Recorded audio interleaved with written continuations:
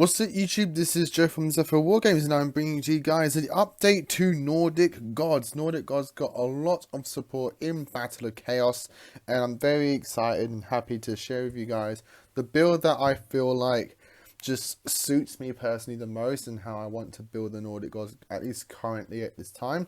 And that is the most pure variant that I could possibly make, and also I try to make this as budget friendly as possible.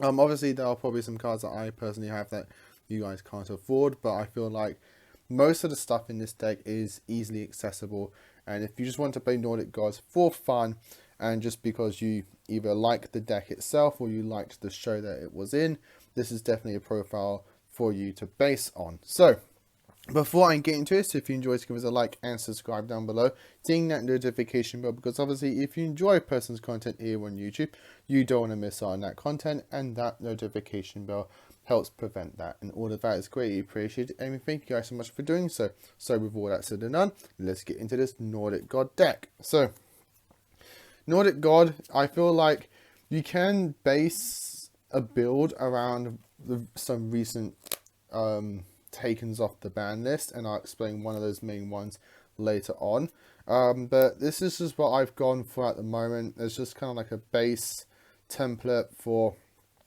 any changes and alliterations that I might do later down the line and so on and so forth. But this has basically everything that you need to get your Nordic God combos going, to get your gods on the board and just consistently do that kind of thing, which is just what I want the deck to do. It's just to summon the gods, and I want to do it as effectively and consistently as possible. So starting off with Nordic Smith Ivaldi, this is one of the brand new cards. He's a level 4 warrior, earth, with 1500 attack and 700 defense. And his effect is that if you control an Asia or Nordic monster, you can special summon this card from your hand.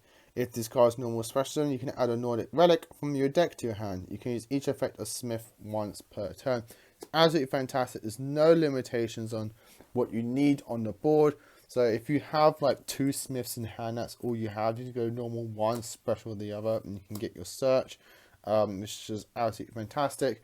So you're not really losing too much advantage, which is just one of the best things that Smith just does. He just nets you so much advantage, so much consistency in terms of getting bodies on the board of your synchro plays. Overall, perfect card to play at 3. Next of the brand new cards in terms of the monsters, we have the Nordic Beast Gullinbursti, which is a level 3 light beast tuner with 300 attack and 100 defense. For a synchro summon, you can substitute this card for any Nordic tuner. You can only use each of the following effects of Gullinbursti once per turn.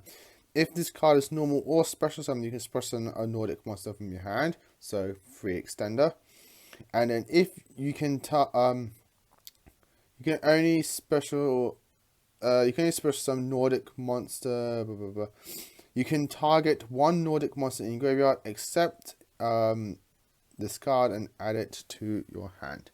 So just overall, a great card. Just gets bodies out from your hand onto the board, which is what you need for your Nordic summons, and while also recurring cards in your graveyard as well, which is just absolutely very, very, very nice. And again, another card to play at 3. The other best card that you play at 3 is Alvis of the Nordic Alpha. This card, since it came out along with the Link monsters, has been a staple 3 of in the deck. It's literally, if you banish it off the Link, it's a 1-card god, which is just absolutely fantastic. Unfortunately, the god is not synchro summoned, so if it does get destroyed, it can't res itself back. So you do lose that kind of summoning potential and that kind of board presence that way. But if your just goal is to get a god on board, this is like the best way to do it. Moving on to some one-offs. I'm playing 1 Mara and 1 Valkyrie. Just some really good tuners that you can play in your deck. It's just essentially these 2 are 1-card Nordic gods if you have the right cards in your hand and the right board presence. Valkyrie having to banish them, and Mara allowing you to synchro with monsters in your hand. So very, very good cards there. Then we're playing 2 copies of Tangusnia and 2 copies of 2 copies of Tangosnia and 2 copies of Tangusnia. These are mostly in here for the Rescue Cats. Rescue Cat is a fantastic card in Nordic Gods, just because it is a 1-card play with your Link monster, because you use this, tribute off, summon 2 Nordic beasts from your deck, use 1 to make the Link monster, and you can go from there depending on what else you have. So Rescue Cat is just a fantastic card for those moments, so that's why you play it at 3. To run up the monsters in the main deck, I'm just playing 2 copies of Effect Veiler, just from budget, effect, generic, effect negation. You can't go wrong with Veiler in all honesty, but if you obviously have other hand traps, you can play with things like Ash, etc, etc. I just gone with Effect Veiler because I just had some lying around left over, so I just wanted to fill in some stuff that just helps boost the protection plays into the deck. Moving on to spells and Rota cards, we're playing obviously 1 Rota and 2 copies of the brand new Nordic Relic Hill Staff.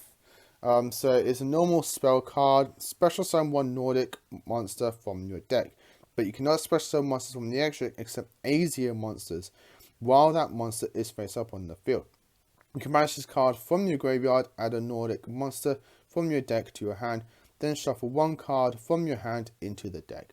You can use 1 Nordic Relic, 1 of this card effect per turn, and only once that turn. So if you wanted to play it, you can play Foolish Burial Goods if you want to go for that Rota search. But I'm not personally playing Foolish Burial Goods for that reason. Or not for that reason, I said that weirdly. I'm personally just not playing Foolish Burial Goods. But you can do so if you want to. It is a nice card to play. And I'm playing 2 copies of it because it locks you into Asias and not just Nordics in general.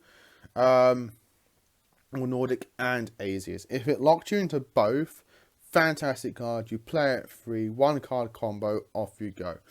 But because it doesn't, and it just locks you into Asias, you can't summon the Link 1 when you play this card. So I like to use it as just like an optional search off the Smith if I have the right hand to just perform a Nordic God summon.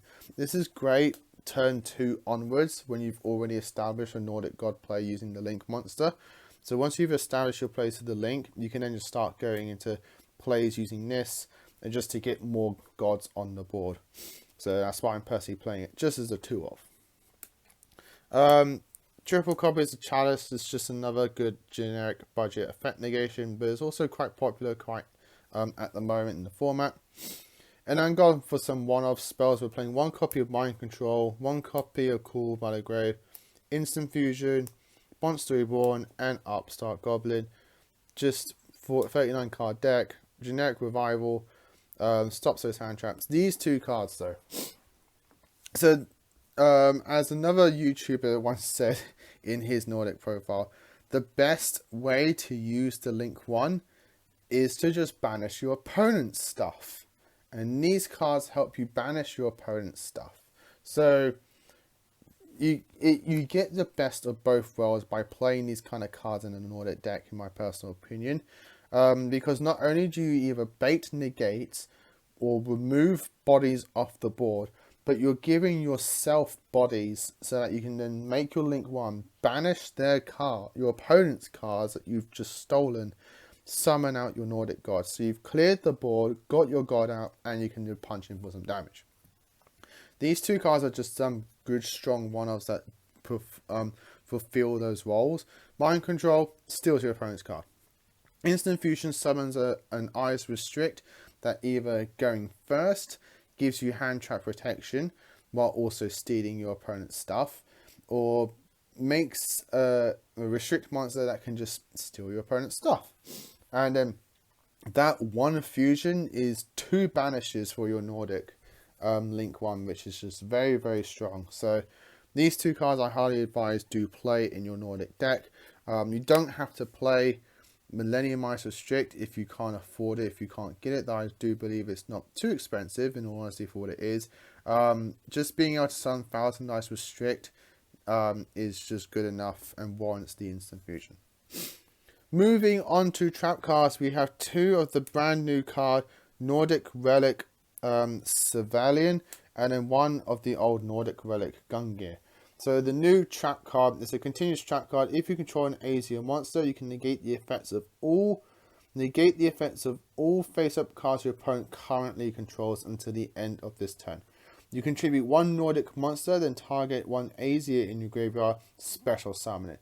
You can use one Nordic relic civilian effect per turn and once per turn.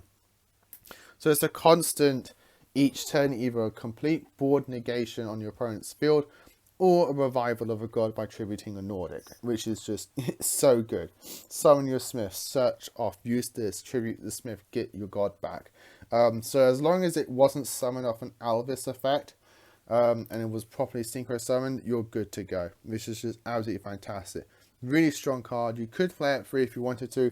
I wanted to play the Gungnir just because it's a good generic removal for Nordics. You can just banish an AZ or Nordic you control, then target one card on the field, destroy it, and during your second end phase after activation, return the banished card you activated to the field. So you can just banish your Link 1 if you needed to and just get rid of an opponent's threat. It's searchable, it's very nice. It's just a nice tech. And then we're playing just some generic negation and disruption traps. Just going for some good negation with Solemn Strike and continuing on with the whole concept of steal your opponent's cards to use for your Nordics. Crackdown is a fantastic card. It's again, it's two bodies in one. You steal your opponent's card and this is still on the board, so you can bash this and your opponent's card to summon out two Nordics with your Link 1. That's it for the main deck. Moving on to the extra deck. One thing I do need to mention before I forget it while it's in my head now. You could actually play things like Skill Drain in this deck because you are, at the bare bones, just a big summon beatdown deck. You summon out your Nordic gods, you have a big body on the board, you can then just start punching your opponent in the face. So being able to play things like Skill Drain, like some Blue Eyes players do at time to time, because you are just, again, a beatdown deck, you can do so. And since that's now back at 3 off the ban list, that's something I would probably recommend to do so. Moving on to the extract for your synchros is 2 Odin, 2 Thor, and 1 Loki. I like this ratio a lot. It's because these two are the ones you want to summon out the most because they're the most useful. And Loki, you mostly play it for the Alvis play. Because if your first god does get killed, you can then just use Alvis to at least summon out a Loki. And you're guaranteed to not have a Loki already engraved, so you'll be able to get that body on board. 2 other synchros I'm playing are Trish and Dragster. Trish, you can easily get out a Trish thanks to the new tuner, and we do play a lot of level 3s as well, so being able to just summon out Trishula and just banish 3 cards your opponent has. And a Dragster, it's easy to make level 7s now thanks to the new tuner and the Smithy, so you can just summon out a nice little negate on board if you need to. I'm only playing 1 XC just because, again, Smithy is just so good. You can just hit 2 Smithies in hand, just normal one, special the other. Or if you have Smithy and Alvis, if you don't feel like you want to play a god, then I don't know why you don't want to. You can just make up a booster and just start stalling out your opponent that way. Your instant fusion targets of the 2 restrict monsters I was mentioning before. This going first, this going second. For Link monsters, I'm just playing the 2 Nightmares, Cerberus and Phoenix, just some good generic spot removal. And then your main Link that you're going to be playing is the Gulveg. Just literally technicality, like almost a 1-card Nordic God. It's just so easy to get Nordic God on board thanks to this. You just do need to have the banished requirements for it. That's why I've gone for my kind of build currently. But guys, that is the profile. I hope you all enjoyed it. Leave your comments down below what you think of this and what you're doing for your Nordic God deck. I just love this deck. It's so much fun to play. I've always loved enjoying playing the Nordic Gods, and thanks to this new support, it's just so much more consistent. And when a deck that you enjoy or the theme you enjoy, it just is more consistent. It just naturally feels more fun to play it. just because again you're getting your end results much more easier and much more consistently, and you're not going through 1,000 hoops just to try and get your fun end result on board. So it's a lot more enjoyable. Really do enjoy playing it, and I do highly advise, again, if you do either enjoy Nordics themselves or the playstyle that Nordics do, or if you're just a fan of 5Ds, do give this deck a go. It's easily a budget deck. I just have high rarity Nordics, like you can just easily get like rares, I believe, of each of the gods. I believe they're all in rares as well, or at very least low hollow rarity. But yeah, guys, that's it. Hope you enjoyed it. Leave your comments down below, like, comment and subscribe. Till next time, as always, stay safe and of course, happy dueling.